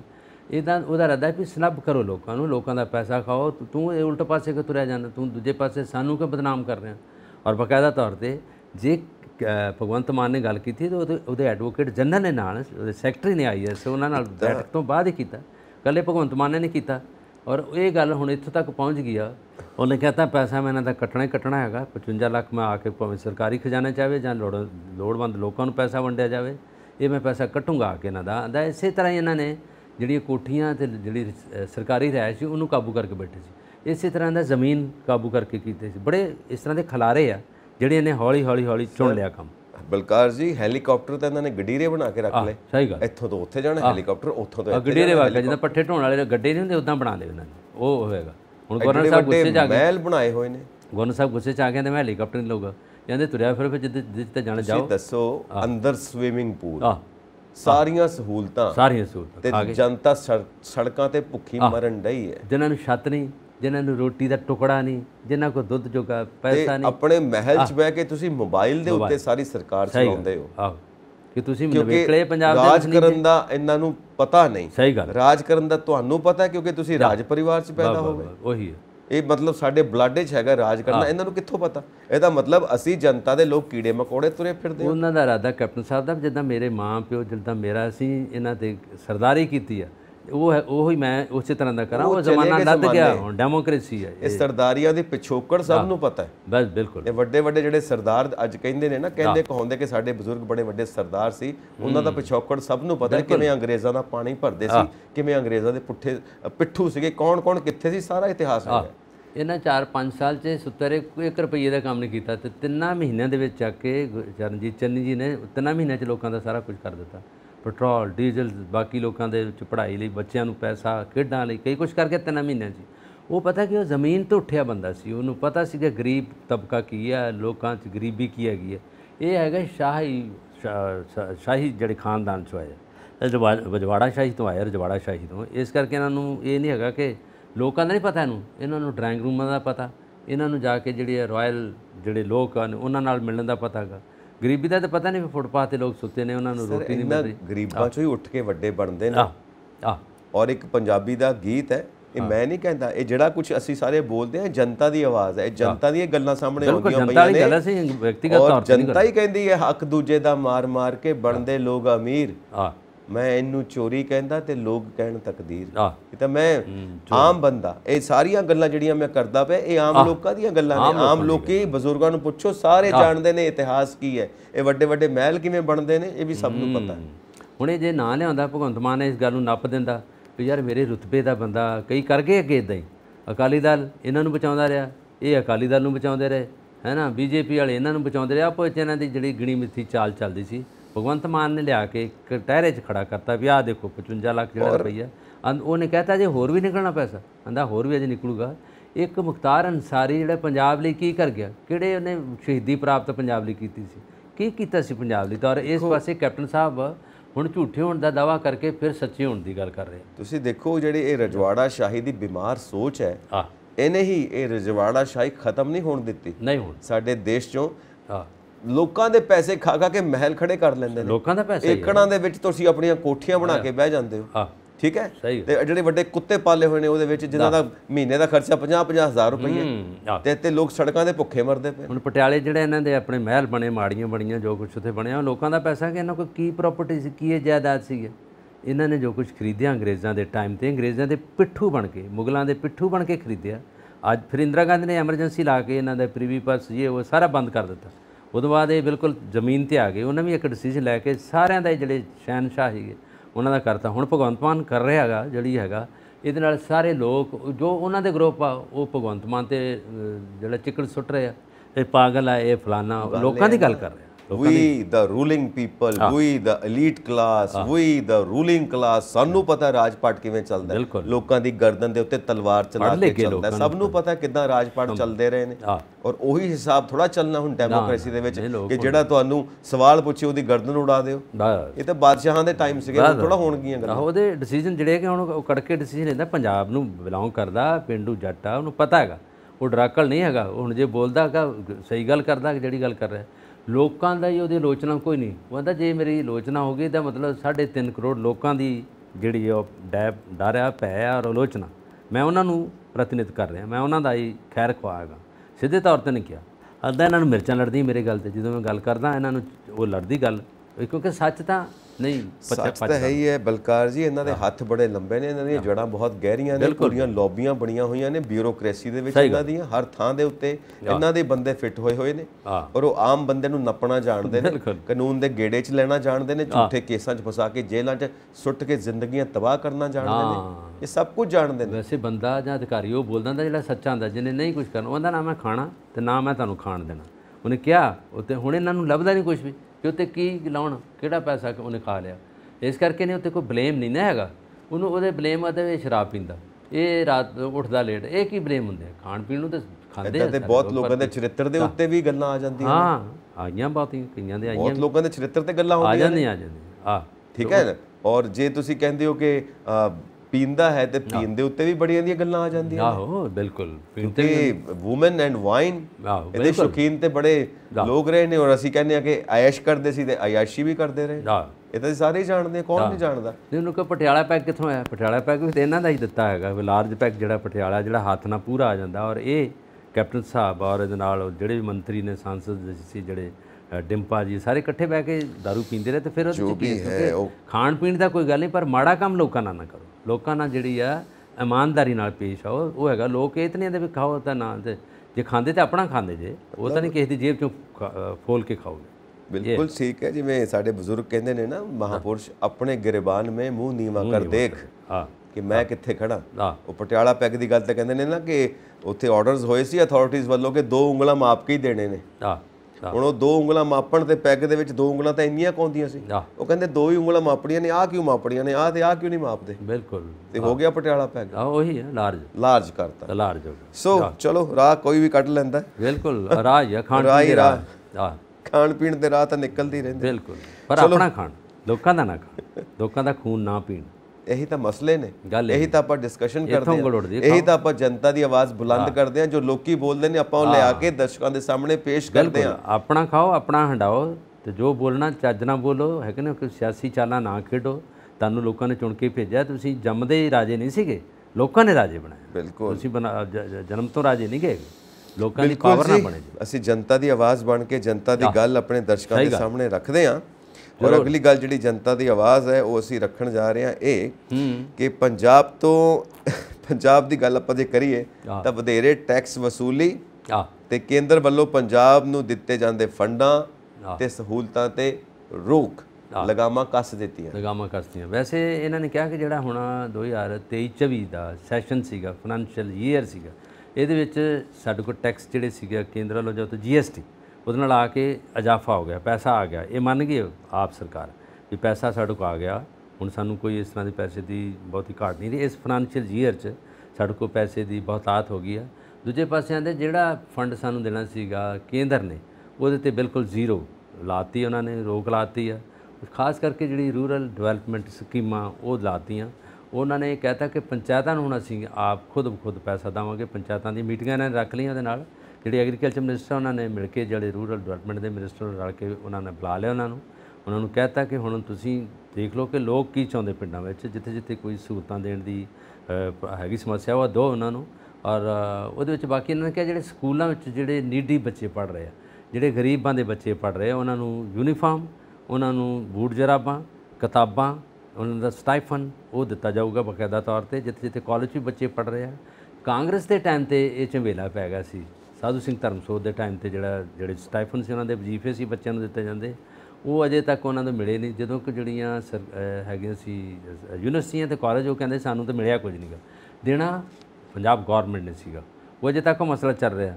ਪਰ ਉਸੇ ਜਿੱਥੋਂ ਕੈਪਟਨ ਸਾਹਿਬ ਨੇ ਉਹਨੂੰ ਕਲੀਨ ਚਿੱਟ ਦੇ ਦਿੱਤੀ, ਇਹਨੇ ਫਿਰ ਆ ਕੇ ਉਹ ਕੱਢ ਲਿਆ ਕੇਸ ਭਗਵੰਤ ਮਾਨ ਨੇ, ਫਿਰ ਉਹ ਆ ਕੇ ਜ਼ਮਾਨਤ 'ਤੇ ਬਾਹਰ ਹੈਗੇ ਆ। ਇਹ ਗੱਲਾਂ ਮੰਤਰੀਆਂ ਦੀਆਂ ਆਪਾਂ ਕਰੀਏ ਤਾਂ ਵੈਸੇ ਹੁਣ ਚੰਗੇ ਨਹੀਂ ਲੱਗੀਦਾ, ਕੇਸ ਕਰਕੇ ਕਿ ਸਾਰੇ ਮੰਤਰੀਆਂ 'ਤੇ ਹੀ ਉਂਗਲ ਉੱਠਦੀ ਰਹੀ ਹੈ। ਹੁਣ ਇਹ ਮਸਲਾ ਜਿਹੜਾ ਸੀ ਆ ਕਿਹਾ ਇਹਨਾਂ ਨੇ ਫੰਡਿੰਗ ਦਾ, ਇਹ ਮੰਨ ਗਏ ਕਿ ਜਿਹੜੇ GST ਸਾਡੇ ਕੋਲ ਬਹੁਤ ਪੈਸਾ ਆ ਗਿਆ, ਬਾਕੀ ਫੰਡਿੰਗ ਜਿਹੜੀ ਉਹ ਹੈਗੀ ਆ ਉਹਦੇ 'ਚ 25% ਦੇ ਵੱਧ ਗਏ ਓਵਰਆਲ। ਉਹਦੇ ਨਾਲੋਂ ਉਹਦੇ ਵਿੱਚ 25% ਜਿਹੜਾ ਸਾਡੇ ਟੈਕਸਾਂ ਵਿੱਚ ਇਜ਼ਾਫਾ ਹੋ ਗਿਆ। GST ਦਾ ਜਿਹੜਾ ਟੈਕਸ ਸੀ ਉਹ ਵੀ ਸਾਡੇ ਕੋਲ ਆ ਗਿਆ। ਉਹਨਾਂ ਦੇ ਮਿਹਰਬਾਨੀ ਕਰਕੇ ਜੇ ਕੇਂਦਰ ਸਰਕਾਰ ਸਾਨੂੰ ਫੰਡਿੰਗ ਦੇ ਦੇ ਤਾਂ ਸਾਨੂੰ ਤਾਂ ਕੋਈ ਘਾਟਾ ਨਹੀਂ ਰਹਿਣਾ। ਇਸ ਕਰਕੇ ਨਹੀਂ ਰਹਿਣਾ ਕਿ ਬਿਜਲੀ ਦੇ ਵਿੱਚ ਥੋੜ੍ਹਾ ਜਿਹਾ ਇਹਨਾਂ ਨੂੰ ਪੈ ਰਿਹਾ ਸੀਗਾ, ਜੇ ਜ਼ੀਰੋ ਬਿੱਲ ਆ ਰਿਹਾ। 85% ਲੋਕਾਂ ਦੇ ਜ਼ੀਰੋ ਬਿੱਲ ਆ ਗਰਮੀ ਦੇ ਦਿਨਾਂ 'ਚ। ਇੱਕ ਇਹਨਾਂ ਨੇ ਕਿਹਾ ਕਿ ਅਸੀਂ ਜਿਹੜਾ ਇੱਕ ਪ੍ਰਾਈਵੇਟ ਥਰਮਲ ਪਲਾਂਟ ਜਿਹੜਾ ਉਹ ਖਰੀਦਣ ਜਾ ਰਹੇ ਹਾਂ ਤਾਂ ਕਿ ਬਿਜਲੀ ਦੀ ਘਾਟ ਨੂੰ ਪੂਰਾ ਕਰ ਰਹੀਏ। ਜਾ ਕੇ ਵੈਸੇ ਸੋਚ ਉਧਰ ਸੀ ਜਿਹੜਾ ਗੋਂਦਲ ਸਾਹਿਬ ਦਾ ਥਰਮਲ ਪਲਾਂਟ ਆ ਉਹਨੂੰ ਖਰੀਦਣ ਦੇ ਲਈ ਇਹ ਉਤਾਵਲੇ ਹੋ ਗਏ ਆ। ਪਰ ਪੰਜਾਬ ਦੀਆਂ ਕਈ ਸਕੀਮਾਂ ਬਹੁਤ ਹੈਗੀਆਂ, ਪਰ ਇੱਕ ਇਹਨਾਂ ਨੇ ਸਕੀਮ ਇਹ ਲਾਤੀ ਸੀ ਜਿਹਦੇ ਵਿੱਚ ਇਹਨਾਂ ਨੇ ਕਰਮਚਾਰੀਆਂ ਤੋਂ 200 ਰੁਪਈਆ ਪਹਿਲੋਂ ਲਿਆ ਸੀ ਟੈਕਸ, ਫਿਰ ਇਹਨਾਂ ਨੇ ਹੁਣ ਡਿਵੈਲਪਮੈਂਟ ਟੈਕਸ ਹੋਰ ਲੈ ਲਿਆ। ਉਹ 'ਚ ਅਧਿਕਾਰੀ ਜਿਹੜੇ ਸਰਕਾਰੀ ਜਿਹੜੇ ਰਿਟਾਇਰਡ ਨੇ ਉਹ ਵਿਚਾਰੇ ਬੜੇ ਤੰਗ ਆ, ਔਰ ਉਹਨਾਂ ਨੇ ਇਹਦੇ ਉਲਟ ਵੀ ਪ੍ਰਦਰਸ਼ਨੀ ਕੀਤੀ ਹੈ ਪੰਜਾਬ ਗੌਰਮੈਂਟ ਦੇ ਕੇ ਸਾਡੇ ਕੋਲ ਪੈਸੇ ਜਿਹੜੇ ਆ ਬਟੋਰੇ ਜਾ ਰਹੇ ਆ, ਨਹੀਂ ਸੀ ਚਾਹੀਦਾ। ਜਦੋਂ ਕੋਈ ਪੇ ਕਮਿਸ਼ਨ ਅਜੇ ਆਇਆ ਨਹੀਂ ਇਹਨਾਂ ਦਾ, 7ਵਾਂ ਪੇ ਕਮਿਸ਼ਨ ਆਉਣਾ ਸੀ, ਉਹਦਾ ਕਦੇ ਨਾਂ ਨਿਸ਼ਾਨ ਨਹੀਂ ਹੈਗਾ, ਤੇ ਉਹਦੇ ਬਾਰੇ ਜਾਂਦੇ ਜਾਂ ਤਾਂ ਪੇ ਕਮਿਸ਼ਨ ਦਿਓ ਜੇ ਸਾਡੇ ਕੋਲ ਪੈਸੇ ਕੱਟ ਕਰਨੇ ਆ। ਕਰਮਚਾਰੀ ਵਿਚਾਰਿਆਂ ਦਾ ਲਿਮਟਿਡ ਪੈਸਾ ਹੁੰਦਾ, ਪੈਨਸ਼ਨਰ ਦਾ ਖਾਸ ਕਰਕੇ ਉਹੀ ਪੈਨਸ਼ਨ ਹੁੰਦੀ ਆ ਜਿਹੜੀ ਉਹਨੇ ਵਿਚਾਰੇ ਨੇ ਵੰਡ ਕੇ ਤੇ ਬੱਚਿਆਂ ਨੂੰ ਦੇਣੀ ਆ, ਆਪਣੇ ਪੋਤਰਿਆਂ ਨੂੰ ਦੋਤਰਿਆਂ ਨੂੰ ਪੈਸਾ ਵੰਡਣਾ ਦਾ ਪੈਨਸ਼ਨਰ, ਔਰ ਉਹ ਪੈਸਾ ਨਹੀਂ ਸੀ ਕੱਟਣਾ ਚਾਹੀਦਾ। ਇਹਦੀ ਵਿਰੋਧਤਾ ਹੋ ਗਈ ਆ। ਪਰ ਆਹ ਗੱਲ ਜਿਹੜੀ ਸੀ ਕਿ ਰੂਰਲ ਡਿਵੈਲਪਮੈਂਟ ਦਾ ਪੈਸਾ ਜਾਂ ਬਾਕੀ ਪੈਸੇ ਸੀ ਉਹ 'ਤੇ ਰੋਕ ਲੱਗੀ ਕੇਂਦਰ ਨੇ, ਖਾਸ ਤੌਰ 'ਤੇ ਪੰਜਾਬ ਦੇ ਵਿੱਚ ਲਾਈ ਇਹਨਾਂ ਨੇ, ਹਿਮਾਚਲ ਚਲਾਤੀ ਆ, ਹਰਿਆਣੇ 'ਚ ਨਹੀਂ ਹੈਗੀ ਜਿੱਥੇ ਇੱਥੇ ਇਹਨਾਂ ਦੀਆਂ ਸਰਕਾਰਾਂ ਹੈਗੀਆਂ, ਯੂਪੀ 'ਚ ਨਹੀਂ ਹੈਗੀ, ਬਿਹਾਰ 'ਚ ਨਹੀਂ ਹੈਗੀ। ਉੱਥੇ ਤਾਂ ਬੋਰੀਆਂ ਦੀਆਂ ਬੋਰੀਆਂ ਪੈਸਾ ਆ ਰਿਹਾ, ਉੱਥੇ ਤਾਂ ਟਰੱਕਾਂ ਦੇ ਟਰੱਕ ਆ ਰਹੇ ਪੈਸਿਆਂ ਦੇ, ਪਰ ਪੰਜਾਬ ਕੋ ਅਜੇ ਨਹੀਂ ਗਾ। ਇੱਕ ਉਹਨਾਂ ਨੂੰ ਪਤਾ ਕਿ ਪੰਜਾਬ ਤੋਂ ਪੈਸਾ ਮੁੱਕਦਾ ਹੀ ਨਹੀਂ ਗਾ, ਲੋਕ ਤਾਂ NRI ਹੈ, ਪੈਸਾ ਇਹਨਾਂ ਕੋਲ ਬਹੁਤ ਜ਼ਿਆਦਾ ਹੈਗਾ, ਲੋਕ ਭੁੱਖੇ ਦੇ ਬਹਿੰਦੇ ਨੇਗੇ, ਲੰਗਰ ਲਾ ਰਹੇ ਆ। ਇਹ ਵੀ ਉਹਨਾਂ ਨੂੰ ਹੈਗਾ ਵੀ ਪੰਜਾਬੀ ਤਾਂ ਭੁੱਖੇ ਬਹਿੰਦੇ ਨਹੀਂਗੇ, ਇਹਨਾਂ ਨੂੰ ਦੇਣ ਦਾ ਮਤਲਬ ਨਹੀਂ, ਸਗੋਂ ਇਹਨਾਂ ਤੋਂ ਲਵੋ ਉਲਟੇ ਪਾਸੇ ਉਹ ਆ। ਚਲੋ ਜੋ ਵੀ ਹੈ ਆਪਾਂ ਨੂੰ ਸਭ ਨੂੰ ਮਤਲਬ ਜਨਤਾ ਸਭ ਜਾਣਦੀ ਆ, ਜਨਤਾ ਨੂੰ ਸਾਰੀ ਸੱਚਾਈ ਪਤਾ ਹੈ। ਸਹੀ ਗੱਲ, ਠੀਕ ਹੈ ਨਾ, ਇਹ ਪਬਲਿਕ ਹੈ, ਇਹ ਸਭ ਜਾਣਦੀ ਹੈ। ਬਾਕੀ ਜਨਤਾ ਦੀ ਅੱਖਾਂ 'ਚ ਧੂੜ ਪਾਉਣੀ ਹੈ, ਘੱਟਾ ਪਾਉਣਾ ਹੈ, ਇਹਦੇ 'ਚ ਤਾਂ ਤੁਸੀਂ ਲੋਕ ਸਕਿੱਲਫੁਲ ਹੈਗੇ ਹੋ, ਇਹਦੇ 'ਚ ਤਾਂ ਤੁਸੀਂ ਲੋਕ ਕਮਾਲ ਦੇ ਖਿਡਾਰੀ ਹੋ, ਸ਼ਿਕਾਰੀ ਹੋ ਪੂਰੇ, ਤੁਹਾਨੂੰ ਪਤਾ ਸ਼ਿਕਾਰ ਕਿਵੇਂ ਕਰਨਾ। ਬਿਲਕੁਲ ਬਿਲਕੁਲ। ਸੋ ਇਹ ਸਭ ਚਲਾਕੀਆਂ ਰਾਜਨੀਤੀ ਦੀਆਂ ਚੱਲਦੀਆਂ ਪਈਆਂ ਨੇ ਇਹ, ਔਰ ਪਬਲਿਕ ਸਭ ਜਾਣਦੀ ਹੈ, ਪਰ ਪਬਲਿਕ ਦੇ ਹੱਥ ਖੜੇ ਪਬਲਿਕ ਕਰੇ ਤੇ ਕਰੇ ਕੀ। ਔਰ ਵੋਟਾਂ ਦਾ ਇੱਕ ਰਹਿ ਜਾਂਦਾ ਉਹਨਾਂ ਦੇ ਕੋਲ ਹਥਿਆਰ ਕਿ ਵੋਟਾਂ ਪਾ ਕੇ ਉਹ ਕਿਸੇ ਨੂੰ ਜਿਤਾਉਂਦੇ ਨੇ ਤੇ ਕਿਸੇ ਨੂੰ ਹਰਾਉਂਦੇ ਨੇ, ਔਰ ਉਹਦੇ 'ਚ ਵੀ ਸੁਣਦੇ ਆ ਕਿ ਬੜਾ ਕੁਝ ਹੁੰਦਾ ਆ, ਬਹੁਤ ਕੁਝ ਹੁੰਦਾ। ਚਲੋ ਅੱਗੇ ਚੱਲੀਏ ਆਪਾਂ, ਅਗਲਾ ਮਸਲਾ ਲੰਗਰ ਦੇ ਸੁੱਕੇ ਪ੍ਰਸ਼ਾਦਿਆਂ ਨੂੰ ਵੇਚਣ ਦੇ ਘਪਲੇ ਸੰਬੰਧੀ ਮੁੱਖ ਮੰਤਰੀ ਨੇ ਦੱਸੋ। ਹੁਣ ਲੰਗਰ ਦੇ ਵਿੱਚ ਜਿਹੜੀਆਂ ਰੋਟੀਆਂ ਸੁੱਕ ਜਾਂਦੀਆਂ ਨੇ ਉਹ ਵੀ ਵੇਚ ਕੇ ਉਹ ਵੀ ਪੈਸਾ ਆਪਣੇ ਜੇਬਾਂ 'ਚ ਪਾਓ, ਇਸ ਮਾਮਲੇ ਦੀ ਗੱਲਬਾਤ ਹੋ ਰਹੀ ਹੈ ਤੇ ਪ੍ਰਧਾਨ ਸਾਹਿਬ ਨੂੰ ਮੁੱਖ ਮੰਤਰੀ ਸਾਹਿਬ ਨੇ ਕਿਹਾ ਵੀ ਇਹਦਾ ਕੀ ਜਵਾਬ ਹੈ। ਇਹ ਮਾਮਲਾ ਜਿਹੜਾ ਸਾਹਮਣੇ ਆਉਂਦਾ ਪਿਆ, ਦੱਸੋ ਹੁਣ ਹਰਿਮੰਦਰ ਸਾਹਿਬ ਦੇ ਉੱਤੇ ਇਹ ਗੱਲਾਂ ਆ ਰਹੀਆਂ ਨੇ। ਵੈਸੇ ਗੱਲ ਜਿਹੜੀ ਕਰਨੀ ਬਣਦੀ ਆ, ਜਿੱਦਾਂ ਆਪਾਂ ਨੇ ਵੀ ਕੋਈ ਅੰਤ ਨਹੀਂ ਰਿਹਾ ਉਲਟ ਗੱਲਾਂ ਦਾ, ਜਿਹਦੇ ਵਿੱਚ ਇਹ ਮਸਲਾ ਜਿਹੜਾ ਸੀ ਕਰੋਨਾ ਦੇ ਟਾਈਮ ਦਾ ਉਲਝਿਆ, ਜਿਹਦੇ ਵਿੱਚ ਜਦੋਂ ਬਾਦਲ ਸਾਹਿਬ ਖਾਸ ਤੌਰ 'ਤੇ ਜੀਂਦੇ ਸੀਗੇ ਉਹਨਾਂ ਦੇ ਟਾਈਮ ਦਾ ਹੋਇਆ। ਬਾਦਲ ਸਾਹਿਬ ਵੀ ਹੈੱਡ ਰਹੇ ਆ ਸ਼੍ਰੋਮਣੀ ਕਮੇਟੀ ਦੇ, ਅਕਾਲੀ ਦਲ ਦੇ, ਉਹਨਾਂ ਦੇ ਟਾਈਮ ਦੀ ਗੱਲ ਹੈਗੀ ਆ। ਪਰ ਜਿਹੜੇ ਕਰਨ ਵਾਲੇ ਆ ਉਹ ਵੀ ਕਿੰਨੇ ਹੋਸ਼ਿਆਰ, ਕਿੰਨੇ ਢੀਠ ਜਿਹਨਾਂ ਨੂੰ ਕਹਿੰਦੇ ਉਹ ਆ। ਗੁਰੂ ਸਾਹਿਬ ਨੇ ਜੋ ਲੰਗਰ ਦੀ ਪਰੰਪਰਾ ਚਲਾਈ ਆ, ਜੋ ਉਹਨੂੰ ਕਿੰਨਾ ਸਾਬੋਟਾਜ ਕਰਕੇ ਤੇ ਕੀ ਕੁਛ ਉੱਥੋਂ ਪੈਸਾ ਕਰਦੀ ਦੁਨੀਆ। ਔਰ ਇਹ ਇਹਨਾਂ ਨੇ ਕਹਿਤਾ ਕਿ ਸਾਡਾ ਫਲਾਇੰਗ ਸਕਾਡ ਹੈ, ਪ੍ਰਧਾਨ ਸਾਹਿਬ ਨੇ ਕਹਿਤਾ, ਧਾਮੀ ਜੀ ਨੇ, ਹਰਜਿੰਦਰ ਸਿੰਘ ਧਾਮੀ ਨੇ, ਉਹਨਾਂ ਕਹਿਤਾ ਸਾਡਾ ਫਲਾਇੰਗ ਸਕਾਡ ਹੈਗਾ। ਉਹਨੇ ਤਬਦੀਸ਼ ਕੀਤੀ ਆ, ਉਹਨੇ ਇਨਕੁਆਇਰੀ ਕਰ ਲਈ ਆ। ਉਹਦੇ ਵਿੱਚ ਜਿਹੜਾ ਸਟੋਰ ਕੀਪਰ ਜਿਹੜਾ ਹੈੱਡ ਆ ਉਹ ਅਸੀਂ ਬਰਖਾਸਤ ਕਰਤਾ, ਨੂੰ ਕੱਢਤਾ ਨੌਕਰੀ ਤੋਂ। ਉਹਦੇ 'ਚ ਮੈਨੇਜਰ ਸੀਗਾ, ਉਹਨਾਂ ਤੋਂ ਵੀ ਅਸੀਂ ਪੈਸਾ ਵਸੂਲਣਾ। ਇਹਨਾਂ ਨੇ ਕਹਿਤਾ ਕਿ ਉਹ ਪੈਸਾ ਦੇਣਗੇ ਜਿਹੜੇ ਉਹਦੇ ਪ੍ਰਬੰਧਕ ਹੈਗੇ ਸੀ ਜਿਨ੍ਹਾਂ ਨੇ ਵੇਚਿਆ।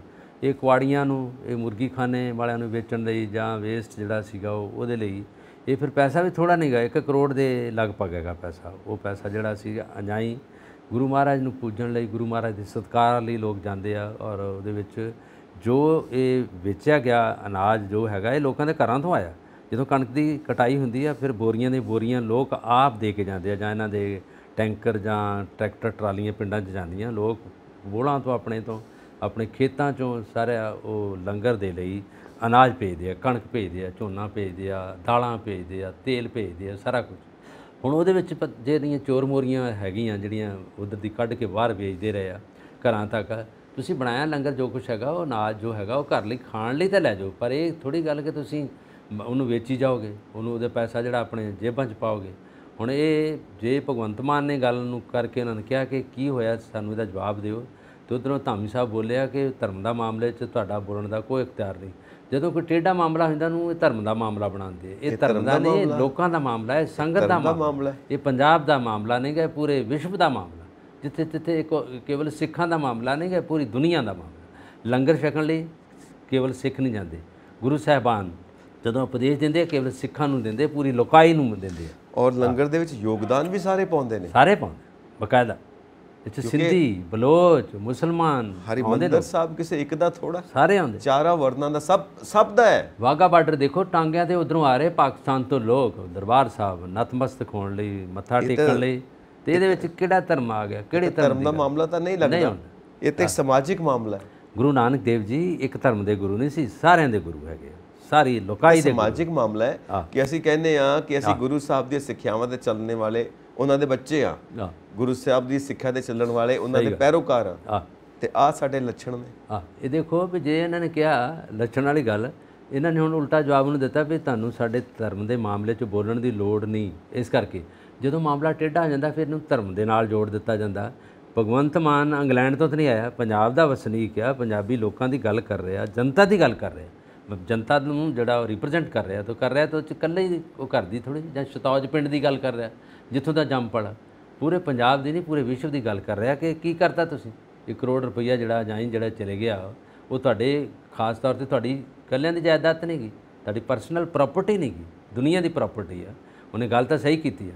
ਜੇ ਪ੍ਰਸਾਰਣ ਦੀ ਗੱਲ ਕੀਤੀ ਸੀ, ਉਹਦੇ ਤੇ ਵੀ ਧਰਮ ਦਾ ਮਾਮਲਾ ਆ ਗਿਆ, ਉਹਦੇ ਤੇ ਵੀ ਉਹਨੇ ਕਿਹਾ ਵੀ ਘਰੋਂ ਘਰ ਪਹੁੰਚਾਓ ਸਾਰਾ ਕੁਛ ਆ। ਹੁਣ ਇਹ ਚੈਨਲ ਦੇ ਪਿੱਛੇ ਲੱਗ ਗਏ, ਹੁਣ ਕਹਿੰਦੇ ਅਸੀਂ ਆਪਣਾ ਚੈਨਲ ਸ਼ੁਰੂ ਕਰਾਂਗੇ, ਜਿਹੜਾ ਅਸੀਂ ਉਹਦੇ ਤੇ YouTube ਤੇ ਇੱਕ ਚੈਨਲ ਬਣਾ ਦਾਂਗੇ, ਉਹਦੇ 'ਚ ਉਹ ਕਰਕੇ ਛੱਡਣਾ ਨਹੀਂ ਚਾਹ ਰਹੇ ਵੀ ਗੁਰਬਾਣੀ ਦਾ ਕੀਰਤਨ। ਇਹਨਾਂ ਸਗੋਂ ਕਹਿ ਦਿਓ ਓਪਨਲੀ ਵੀ ਜਿਹਦੇ ਤੇ ਵੀ ਹੈਗਾ ਸਾਡਾ ਟੈਂਡਰ ਖਤਮ ਹੋ ਰਿਹਾ 21 ਜੁਲਾਈ ਨੂੰ, ਉਦੋਂ ਬਾਅਦ ਓਪਨ ਕਰ ਦਿਓ, ਅਸੀਂ ਵੀ ਲਵਾਂਗੇ, ਉਹ 'ਚ ਬਾਕੀ ਵੀ ਲੈਣ ਜਿਸ ਤਰ੍ਹਾਂ ਚੱਲਦਾ ਹੈਗਾ। ਇਹ ਆਪਣੀ ਮੋਨੋਪੋਲੀ ਬਣਾ ਕੇ ਰੱਖਦੇ ਆ ਕਿ ਸਾਰਾ ਕੁਝ ਜਿੱਦਾਂ ਸ਼੍ਰੋਮਣੀ ਕਮੇਟੀ ਦੇ ਅਖਤਿਆਰ ਦੀ ਗੱਲ ਹੈਗੀ, ਲੋਕਾਂ ਦਾ ਗੱਲ ਹੈਗੀ। ਇਹ ਨਹੀਂ ਹੈਗਾ ਕਿ ਸਾਬਤ ਸੂਰਤ ਸਿੱਖਾਂ ਜਿਹੜੇ ਉੱਥੇ ਨੇ ਉਹ ਵੀ ਉਹਨਾਂ ਨਾਲ ਹੈਗੇ ਆ, ਉਹਦੇ ਵਿੱਚ ਬਾਕੀ ਪੰਜਾਬ ਦੇ ਦੂਸਰੇ ਜਿਹੜੇ ਲੋਕ ਨੇ ਨਾਗਰਿਕ ਨੇ, ਸਾਰਿਆਂ ਦਾ ਹਿੱਸਾ ਹੈਗਾ, ਸਾਰੇ ਲੋਕ ਹੈਗੇ ਆ ਜਿੰਨੇ ਉੱਥੇ ਅਧਿਕਾਰੀ, ਉਹ ਤਾਂ ਹੈ ਹੀ ਆ, ਸੇਵਾਦਾਰ ਸੇਵਾ ਕਰ ਰਹੇ, ਅੱਛੀ ਗੱਲ ਕਰ ਰਹੇ ਆ, ਪਰ ਬਾਕੀ ਵੀ ਲੋਕ ਜਾਂਦੇ ਨੇ। ਇਹਨੂੰ ਇੱਕ ਨੈਰੋਲੀ ਇੱਕ ਛੋਟੇ ਦਾਇਰੇ 'ਚ ਨਹੀਂ ਰੱਖਣਾ ਚਾਹੀਦਾ, ਓਪਨਲੀ ਪੂਰੇ ਲੋਕਾਂ ਨਾਲ ਮੇਲ ਜੋਲ ਰੱਖਣਾ ਚਾਹੀਦਾ। ਇਹ ਵਿਸ਼ਵ ਦਾ ਸਾਰਿਆਂ ਦਾ ਹਿੱਸਾ ਹੈਗਾ, ਇਹ ਵਿਸ਼ਵ ਦਾ ਇਸ਼ੂ ਹੈਗਾ, ਪੂਰੇ ਦਾ ਵਰਲਡ ਦਾ ਗਲੋਬਲਾਈਜੇਸ਼ਨ ਦਾ ਜੇ ਇਨਸਾਨੀਅਤ ਦੇ ਮੁਤਾਬਿਕ ਚੱਲੋ ਤਾਂ ਕਿਤੇ ਕੋਈ ਮਸਲਾ ਨਹੀਂ ਮਸਲਾ। ਇਹ ਸਾਰੇ ਮਸਲੇ ਲਾਲਚ ਦੇ, ਇਹ ਸਾਰੇ ਮਸਲੇ ਹੰਕਾਰ ਦੇ, ਔਰ ਝੂਠਾ ਹੰਕਾਰ, ਝੂਠਾ ਲਾਲਚ ਸੌੜਾ ਕਰ ਦਿੰਦੇ ਆ ਉਹਨੇ ਮਸਲੇ ਨੂੰ। ਇਹ ਧਰਮ ਦਾ ਮਾਮਲਾ, ਇਹਦੇ ਵਿੱਚ ਨਾਂ ਦਖਲਅੰਦਾਜ਼ੀ ਕਰੂ। What is the religion? ਕੀ ਤੁਹਾਡੇ ਪਿੱਛੇ ਕੀ ਗੱਲ ਹੈ? ਇਹ ਤਾਂ ਰਾਜਨੀਤੀ ਦਾ ਮਾਮਲਾ ਹੈ, ਰਾਜਨੀਤੀ ਦਾ ਜਿੱਦਾਂ ਗੱਲ ਕਰਦੇ ਪਏ ਨੇ, ਰਾਜਨੀਤੀ ਦਾ ਮਾਮਲਾ ਹੈ, ਧਰਮ ਦਾ ਮਾਮਲਾ ਤਾਂ ਹੈ ਹੀ ਨਹੀਂ। ਟਵਿੱਟਰ ਤੇ ਉਹਦਾ ਜਵਾਬ ਉਹਦੇ ਨਾਲ ਉਹਨੂੰ ਕਹਿੰਦੇ ਵੀ ਟਵਿੱਟੀ ਹੋ ਗਏ ਹੁਣ ਬਸ, ਉਹ ਜਿੱਦਾਂ ਟਵਿੱਟੀ ਹੋ ਗਏ, ਮੇਣੋ ਮੇਣੀ ਚਲੋ ਮੇਣੋ ਮੇਣੀ ਹੋ ਗਏ।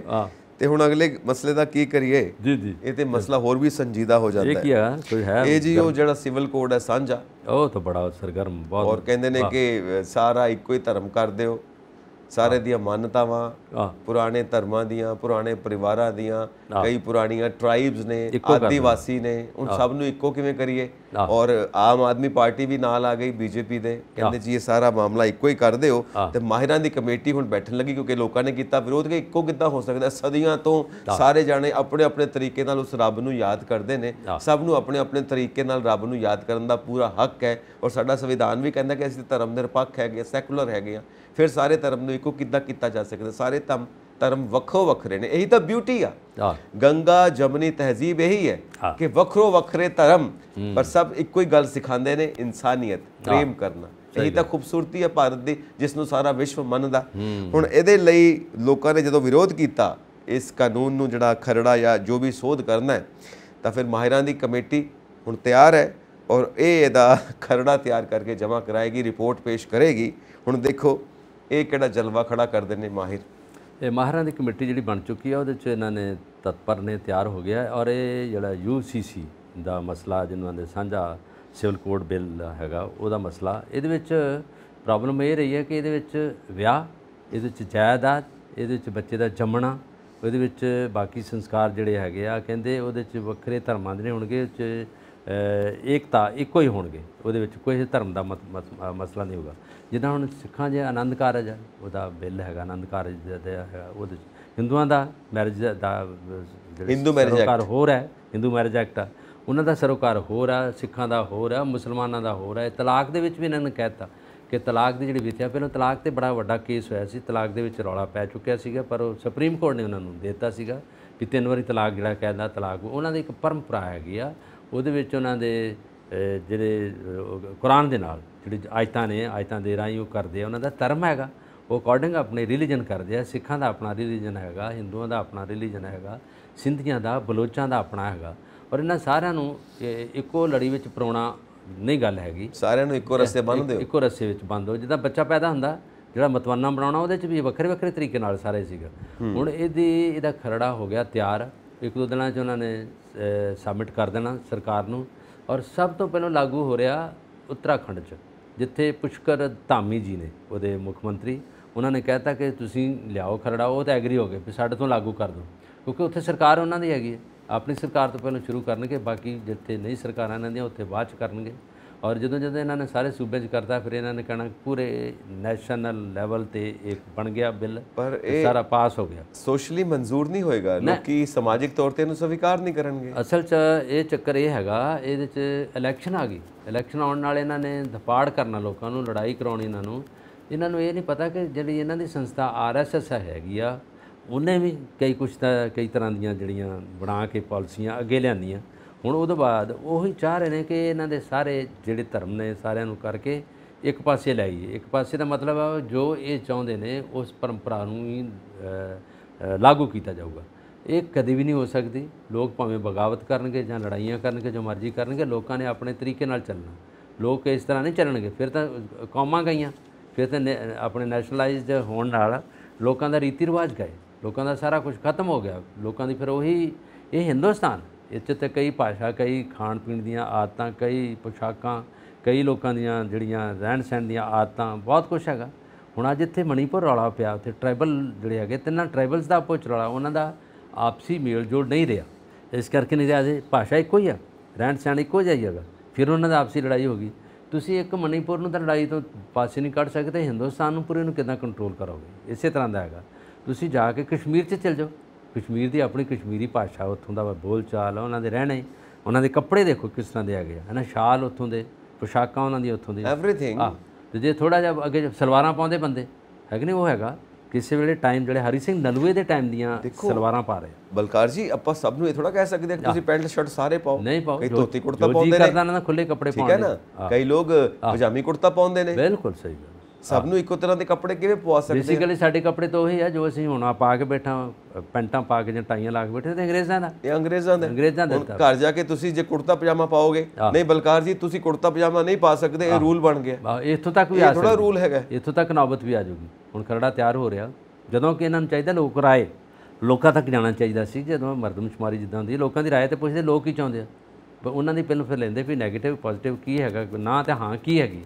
ਤੁਸੀਂ ਦੇਖੋ ਅਮਰੀਕਾ ਦੇ ਵਿੱਚ ਸੁਪਰੀਮ ਕੋਰਟ ਨੇ ਜਿਹੜਾ ਨਵਾਂ ਬਿੱਲ ਪਾਸ ਕੀਤਾ ਕਿ ਨਸਲ ਦੇ ਆਧਾਰ ਦੇ ਉੱਤੇ ਐਡਮਿਸ਼ਨ ਨਹੀਂ ਹੋਈ ਕਾਲਜਾਂ ਦੇ ਵਿੱਚ, ਉਸ ਤੋਂ ਪਹਿਲਾਂ ਲੋਕ ਰਾਏ ਲਿੱਤੀ ਹੈ, ਬਹੁਮਤ ਇਹ ਬਣਦਾ ਕਿ ਨਸਲ ਦੇ ਆਧਾਰ ਤੇ ਐਡਮਿਸ਼ਨ ਨਹੀਂ ਹੋਏਗੀ। ਪਰ ਕਈ ਜਿਹੜੇ ਐਕਸੈਪਸ਼ਨਲ ਕੇਸਿਸ ਨੇ, ਇੰਟਰਵਿਊ ਦੇ ਵਿੱਚ, ਅਪਾਇੰਟਮੈਂਟਸ ਦੇ ਵਿੱਚ ਇਕਨੋਮਿਕ ਕੰਡੀਸ਼ਨਸ ਦੇਖੀਆਂ ਜਾਣਗੀਆਂ, ਜਾਂ ਕਿਤੇ ਵੀ ਕਿਸੇ ਨੂੰ ਮਦਦ ਦੀ ਲੋੜ ਹੈ, that is a different story. ਤਾਂ ਉਹਨਾਂ ਨੇ ਪਹਿਲਾਂ ਲੋਕ ਰਾਏ ਦਿੱਤੀ ਆ, ਜਿਹੜੀ ਪਰਸੈਂਟੇਜ ਜ਼ਿਆਦਾ VOTING ਹੋਈ ਉਹ VOTING ਹੋਈ। ਸਹੀ ਗੱਲ, ਠੀਕ ਹੈ ਨਾ। ਹੁਣ ਕੱਲ ਨੂੰ ਤੁਸੀਂ ਕਹੋ ਸਾਨੂੰ ਕਿ ਤੁਸੀਂ ਮੱਕੀ ਦੀ ਰੋਟੀ ਤੇ ਸਰੋਂ ਦਾ ਸਾਗ ਨਹੀਂ ਖਾ ਸਕਦੇ, ਇਹ ਰੂਲ ਪਾਸ ਹੋ ਗਿਆ। ਇਹ ਕੀ ਰੂਲ ਹੋਇਆ? ਇਹ ਹੈਗਾ ਤਾਨਾਸ਼ਾਹੀ, ਇਹ ਹੈਗਾ ਡਿਕਟੇਟਰਸ਼ਿਪ, ਇਹ ਹੈਗਾ ਅਜ਼ਾਰੇਦਾਰੀ, ਇਹ ਹੈਗਾ ਮਨਮਾਨੀਆਂ ਕਰਨ ਦੀ ਗੱਲ। ਫਿਰ ਬਗਾਵਤ, ਫਿਰ ਕੀ ਹੁੰਦਾ? ਇੱਦਾਂ ਹੀ ਹੁੰਦਾ। ਜਦੋਂ 1917 'ਚ ਰਸ਼ੀਆ 'ਚ ਬਗਾਵਤ ਹੋਈ, ਫਰਾਂਸ 'ਚ ਬਗਾਵਤ ਹੋਈ ਆ, ਉਹਦੇ 'ਚ ਫਾਰਮਰ ਮਜ਼ਦੂਰ ਇਕੱਠੇ ਹੋ ਗਏ, ਜਿਸ 'ਚ ਜ਼ਾਰ, ਜਿਸ 'ਚ ਜਿੰਨੇ ਵੀ ਅਜ਼ਾਰੇਦਾਰ ਸੀਗੇ, ਜਿੰਨੇ ਇਹਦੇ 'ਚ ਸ਼ਾਹੂਕਾਰ ਸੀ, ਉਹਨਾਂ ਲਟਕਾ ਤੇ ਉੱਪਰ ਉਹ ਹੋਇਆ। ਇਹਨੂੰ ਬਗਾਵਤ ਕਹਿੰਦੇ ਆ। ਜਦੋਂ ਲੋਕਾਂ ਦੀ ਗੱਲ ਨਹੀਂ ਪੁੱਛੀ ਜਾਂਦੀ, ਲੋਕਾਂ ਦੀ ਮਨਮਾਨੀ ਜਾਂ ਲੋਕਾਂ ਦੀ ਰਾਏ ਨਹੀਂ ਲਈ ਜਾਂਦੀ, ਫਿਰ ਲੋਕ ਪੈ ਜਾਂਦੇ ਸਿੱਧੇ। ਲੋਕਤੰਤਰ, ਲੋਕ ਰਾਏ। ਇਹਦੇ 'ਚ ਤੇ ਇਹ ਨਹੀਂ ਨਾ ਕਿ ਤੁਸੀਂ ਇੱਕ ਕਾਨੂੰਨ ਪਾਸ ਕਰ ਦਿੱਤਾ ਕਿ ਕਿਸ ਤਰ੍ਹਾਂ ਹਰ ਇੱਕ ਧਰਮ ਨੂੰ ਕਰਨਾ ਚਾਹੀਦਾ, ਇਹ ਥੋੜਾ ਹੋਏਗਾ। ਤੁਸੀਂ ਫੇਸਬੁੱਕ ਤੇ ਪਾ ਦਿਓ, ਹਜ਼ਾਰਾਂ ਸਾਲ ਪੁਰਾਣਾ ਹਰ ਇੱਕ ਧਰਮ, ਹਜ਼ਾਰਾਂ ਸਾਲ ਪੁਰਾਣਾ, ਔਰ ਹਰ ਧਰਮ ਦਾ ਆਪਣਾ ਇੱਕ ਤਰੀਕਾ ਉਸ ਮਾਲਿਕ ਦੀ ਇਬਾਦਤ ਕਰਨ ਦਾ। ਬਿਲਕੁਲ, ਉਹਨੂੰ ਥੋੜਾ ਰੋਕ ਸਕਦੇ ਆ। ਹੁਣ ਜਿਹੜੇ ਜੰਗਲਾਂ 'ਚ ਜਾ ਕੇ ਤਪੱਸਿਆ ਕਰਦੇ ਨੇ, ਗੁਫਾਵਾਂ 'ਚ ਜਾ ਕੇ ਤਪੱਸਿਆ ਕਰਦੇ ਨੇ, ਉਹਨਾਂ ਦੇ ਉੱਤੇ ਰੋਕ ਲਾਵਾਂਗੇ। ਸਿੱਧ ਜੋਗੀ, ਸਿੱਧ ਗੋਸ਼ਟ ਜਿਹੜਾ ਹੈ, ਗੁਰੂ ਨਾਨਕ ਦੇਵ ਜੀ ਨਾਲ ਉਹਨਾਂ ਨੇ ਬਚਨ ਬਲਾਸ ਕੀਤਾ, ਉਹਨਾਂ ਨਾਲ ਸਿੱਧ ਨੇ, ਜੋਗੀ ਨੇ, ਸੰਨਿਆਸੀ ਨੇ, ਇਹ ਸਾਰੇ ਤਰ੍ਹਾਂ ਦੇ ਜਿਹੜੇ ਪਹਾੜਾਂ 'ਚ ਰਹਿ ਰਿਹਾ, ਉਹਨਾਂ ਨੂੰ ਦੱਸੋ ਉਹਨਾਂ 'ਤੇ ਕਿਹੜਾ ਕਾਨੂੰਨ ਕਰਨਗੇ। ਫਿਰ ਉਹਨਾਂ ਨੂੰ ਕਹਿਣਗੇ ਤੁਸੀਂ ਇਹ ਯੋਗ ਅਭਿਆਸ ਜਾਂ ਜੋ ਕੁਛ ਇਹ ਸਾਰਾ ਸਾਧਨਾ ਛੱਡ ਦੋਗੇ ਕਿ ਤੁਸੀਂ ਇੱਧਰ ਆ ਜਾਓ। ਉਹ ਸਿਆਸਤ ਤੋਂ ਦੂਰ ਨੇ, ਉਹਨਾਂ ਦਾ ਇਸ਼ਟ ਹੋ ਰਿਹਾ, ਉਹ ਗੁਰੂ ਨੂੰ ਮੰਨਦੇ ਆ, ਉਹਨਾਂ ਦਾ ਆਪਣੀ ਪਰੰਪਰਾ ਹੈਗੀ ਹੈ। ਹੁਣ ਇਹਦੇ ਵਿੱਚ ਸਿਆਸਤ ਕਿੱਧਰੋਂ ਆ ਜਾਊਗੀ? ਇਹ ਚੀਜ਼ਾਂ ਗਲਤ ਤਰੀਕੇ ਨਾਲ। ਬਿਲਕੁਲ, ਮੈਂ ਇੱਕ ਵੀਡੀਓ ਦੇਖ ਰਿਹਾ ਸੀ ਕਿਉਂਕਿ ਸੋਸ਼ਲ ਮੀਡੀਆ ਦਾ ਜ਼ਮਾਨਾ ਹੈ, ਸਰਫਿੰਗ ਕਰਦੇ ਕਰਦੇ ਕੋਈ ਵੀਡੀਓ ਸਾਹਮਣੇ ਆ ਜਾਂਦੀ ਹੈ। ਕੋਈ ਸਾਧੂ ਬੈਠੇ ਹੋਏ ਨੇ, ਉਹਦੇ ਕੋਲ ਕੋਈ ਪੱਤਰਕਾਰ ਪਹੁੰਚਿਆ, ਕਹਿੰਦਾ ਉਹਨਾਂ ਨੂੰ, ਸਾਧੂ ਬਾਬਾ ਜੈ ਸ਼੍ਰੀ ਰਾਮ। ਉਹ ਅੱਗੋਂ ਨਹੀਂ ਬੋਲੇ, कहना जय श्री राम, कहते मैं नहीं बोलूंगा, ये राजनीतिक नमस्ते है, ये राजनीतिक नमस्कार है। सही गल, जय राम। आप मेरे को राम राम बोलो। सही गल, सही गल। आजकल जो माहौल चल रहा है उन्होंने साफ किया, ये जय श्री राम के ऊपर राजनीति हो रही, ये मैं नहीं बोलूंगा, राम राम बोलो तो मैं बोलूंगा। तो वो उन्होंने स्पष्ट ये गल कही, ਇਹਦਾ ਮਤਲਬ ਵੀ ਅਸੀਂ ਦੁਨੀਆ ਦੀ ਨਜ਼ਰ 'ਚ ਆ ਰਹੇ ਹਾਂ ਕਿ ਇਹ ਕੀ ਹੋ ਰਿਹਾ। ਬਿਲਕੁਲ ਸਹੀ ਗੱਲ। ਸੋ ਇਹ ਗੱਲ ਹੈ। ਔਰ ਤੁਸੀਂ ਰੀਸੈਂਟਲੀ ਦੇਖੋ, ਜਦੋਂ ਮੋਦੀ ਸਾਹਿਬ ਜਾਂਦੇ ਨੇ ਅਮਰੀਕਾ, ਉੱਥੇ ਪੱਤਰਕਾਰ ਨੇ ਉਹਨਾਂ ਨੂੰ ਇਹ ਸਵਾਲ ਪੁੱਛਿਆ ਕਿ ਮਾਈਨੋਰਿਟੀਜ਼ ਦੇ ਹੱਕਾਂ ਵਾਸਤੇ ਤੁਸੀਂ ਕਿੱਦਾਂ ਸਟੈਂਡ ਲੈ ਰਹੇ ਹੋ ਭਾਰਤ ਦੇ ਵਿੱਚ। ਔਰ ਓਬਾਮਾ ਸਾਹਿਬ ਨੇ ਵੀ ਇਸ ਨੂੰ ਸਪੋਰਟ ਕੀਤਾ ਹੈ, ਜੋ ਐਕਸ ਪ੍ਰੈਜ਼ੀਡੈਂਟ ਨੇ ਅਮਰੀਕਾ ਦੇ, ਉਹਨਾਂ ਦੀ ਵੀ ਸਟੇਟਮੈਂਟ ਸਾਹਮਣੇ ਆਈ ਹੈ। ਹੁਣ ਇਹ ਸਭ ਗੱਲਾਂ ਵੀ ਸਾਹਮਣੇ ਆ ਰਹੀਆਂ। ਇਹ ਕਿਉਂ ਦੁਨੀਆ ਦੇ ਵਿੱਚ ਸਵਾਲ ਉੱਠ ਰਹੇ ਨੇ, ਕਿਉਂ ਦੁਨੀਆ ਦੇ ਅੰਦਰ ਇਹ ਗੱਲ ਮੈਸੇਜ ਜਾ ਰਿਹਾ? ਹਾਲਾਂਕਿ ਸਾਡਾ ਭਾਰਤ ਤੇ ਸਾਰਿਆਂ ਨੂੰ ਜੋੜਨ ਦੀ ਗੱਲ ਕਰ ਰਿਹਾ, ਵਾਸੂਦੇਵ ਕੁਟੁੰਬਕਮ ਕਿ ਸਾਰੀ ਦੁਨੀਆ ਇੱਕੋ ਹੀ ਪਰਿਵਾਰ ਹੈ, ਇਹ ਗੱਲ ਕਰ ਰਿਹਾ। ਸੋ ਇਹ ਸਭ तमाम ਗੱਲਾਂ ਜਿਹੜੀਆਂ ਨੇ, ਇਹਦੇ ਵਿੱਚ ਰਾਜਨੀਤੀ ਆ ਗਈ ਨਾ, ਫਿਰ ਸਮਝ ਲਓ ਵੀ ਉਹਦੇ ਵਿੱਚ ਸਾਰੇ ਦਾ ਸਾਰਾ ਘਾਣ ਹੋ ਜਾਂਦਾ, ਕਿਸੇ ਪਾਸੇ ਵੀ ਨਿਕਲਦਾ। ਮੇਰਾ ਖਿਆਲ ਹੁਣ ਟਾਈਮ ਹੋ ਗਿਆ। ਬਿਲਕੁਲ ਟਾਈਮ ਹੋ ਗਿਆ। ਬਸ ਜਾਂਦੇ ਜਾਂਦੇ ਇੰਨੀ ਕਵਾਂਗੇ ਕਿ ਜਿਹੜਾ ਸਾਂਝਾ ਸਿਵਲ ਕੋਡ ਹੈ ਨਾ, ਇਹਦੇ ਜਿਹੜੀ ਮਾਹਿਰਾਂ ਦੀ ਕਮੇਟੀ ਹੈ, ਇਹਨਾਂ ਨੂੰ ਲੋਕ ਰਾਏ ਲੈਣੀ ਪਵੇਗੀ। ਲੋਕ ਰਾਏ ਦੇ ਮੁਤਾਬਿਕ ਹੀ ਚੱਲਣਾ ਪਏਗਾ। ਚਾਹੇ ਸੋਸ਼ਲ ਮੀਡੀਆ ਤੇ ਪਾ ਦੇਣ, ਫੇਸਬੁੱਕ ਤੇ ਪਾ ਦੇਣ, ਲੋਕਾਂ ਤੋਂ ਦੇਖ ਲੋਕ ਕੀ ਕਹਿੰਦੇ ਆ, ਉੱਥੋਂ ਪਤਾ ਲੱਗ ਜੂ ਇਹਨਾਂ ਦਾ। ਫਿਰ ਤੁਸੀਂ ਡੋਰ ਟੂ ਡੋਰ ਜਾਣ ਦਾ ਗੱਲ ਕਰਨ, ਉਹ ਨਹੀਂ। ਬਿਲਕੁਲ। ਔਰ ਤੁਸੀਂ ਵੀ ਆਪਣੇ ਵਿਚਾਰ ਸਾਨੂੰ ਇਨਬਾਕਸ ਕਰੋ। ਸਾਡਾ ਚੈਨਲ ਪੰਜਾਬ ਮੇਲ USA TV ਸਬਸਕ੍ਰਾਈਬ ਕਰੋ। ਜੀ ਜੀ, ਸਤਿ ਸ਼੍ਰੀ ਅਕਾਲ।